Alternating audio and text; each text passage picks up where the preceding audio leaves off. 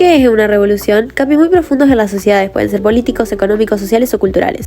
Las revoluciones atlánticas fueron la industrial, la francesa y las de la independencia americana. La economía preindustrial se basaba en una agricultura inestable y manufacturas las cuales eran muy caras y escasas, y también tenían un sistema de campos abiertos. Existía el pequeño taller artesanal donde trabajaban el maestro, los aprendices y los oficiales. El sistema doméstico rural a domicilio, los mercaderes vendían sus productos a los campesinos, quienes los trabajaban a cambio de un pago. Y en la gran manufactura urbana trabajaban muchas personas haciendo muchas manufacturas, pero no había maquinarias. La población sufría de hambrunas por la mala cosecha y sufrían muchísimas más enfermedades y la tasa de mortalidad era más alta. La primera revolución industrial entre 1780 y 1790 en Inglaterra. Se cambiaron los campos abiertos por las propiedades cerradas y grandes propietarios quedaron a cargo de ellas y se hizo un reagrupamiento de parcelas. Mejoras en el trabajo agrícola fueron la rotación de cultivos, el reemplazo de herramientas de madera por las de hierro, abono para fertilizar el suelo y nuevos cultivos como las legumbres.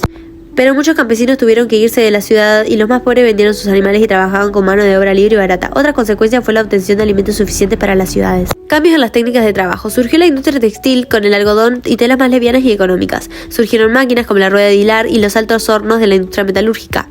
Hilos y telares. En 1733, John Kay presentó la lanzadera volante. Se movía mediante cuerdas y permitió obtener mayor cantidad de telas en menos tiempo. Nuevas fuentes de energía. La máquina de vapor hizo que creciera la capacidad de producir. Fue creada por Thomas Newcomen y puesta en funcionamiento por James Watt. Utilizaba la fuerza del vapor del agua para movilizar elementos mecánicos.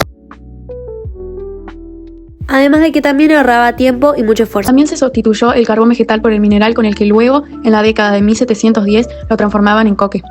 Las fábricas. Las primeras fueron establecimientos textiles. Implicaban una nueva forma de organizar la producción. El obrero, al dedicarse a las tareas sencillas y repetitivas, perdieron control del trabajo productivo.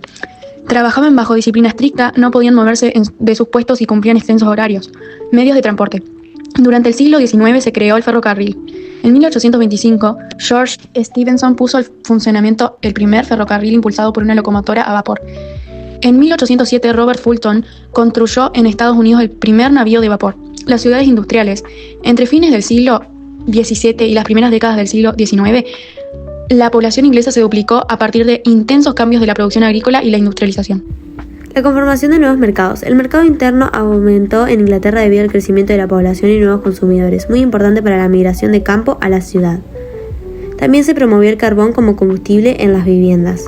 Mercado externo. Se consolidó por el aumento del comercio ultramar y se establecían colonias en varios lugares del planeta, daban materias primas. Inglaterra también vendía sus productos en África y el lejano oriente. Cambio de la estructura económica. Algunas crisis posteriores estuvieron vinculadas con la superproducción. Para el desarrollo de la revolución industrial fue esencial la existencia del capital. Los pioneros de la industria textil eran en su mayoría comerciantes vinculados al sistema de manufactura del trabajo rural a domicilio. Estas personas tenían un conocimiento práctico y pequeño capital.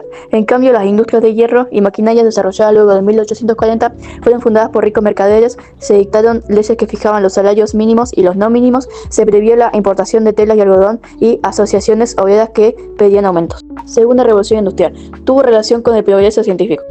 Nuevas ramas industriales, eléctrica y química, y el gran desarrollo de la metalúrgica. El ferrocarril favoreció la integración económica a nivel nacional e internacional, y también crearon barcos de vapor más veloces y resistentes.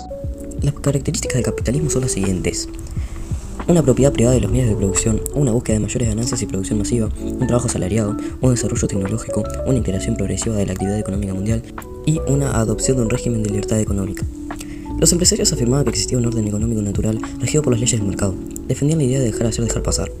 Fue la época de oro del intercambio, pero en 1873 se produjo una crisis económica que provocó la caída del comercio internacional. Desde fines del siglo XVII y hasta 1913, el tráfico del mercado mundial se multiplicó más de 50 veces. Fue la consolidación de un mercado mundial.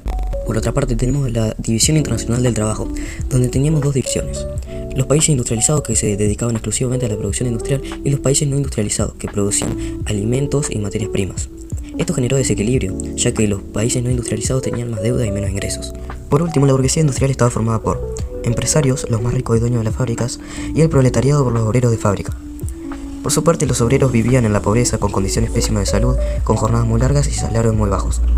El surgimiento de las organizaciones obreras. En 1811 las protestas se volvieron violentas. Los obreros organizaron motines para destruir las máquinas. Se lo denominó ludita o ludismo. Los obreros se organizaron en sindicatos para tener mejores condiciones de vida y trabajo.